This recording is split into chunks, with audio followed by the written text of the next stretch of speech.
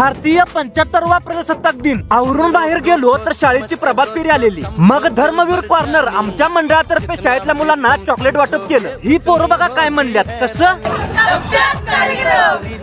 आता मला कळालं, शाळेतली पोरं बी माझे व्हिडिओ बघतात. त्यानंतर मग ग्रामपंचायत मध्ये ध्वजारोहण करण्यासाठी गेलो. शाळेतील मुले मुली ग्रामस्थ मोठ्या संख्येने ग्रामपंचायतीसमोर ध्वजारोहणासाठी उपस्थित होते. पूजा अर्चा झाली. त्यानंतर सरपंचांच्या हस्ते ध्वजारोहण करण्यात आले.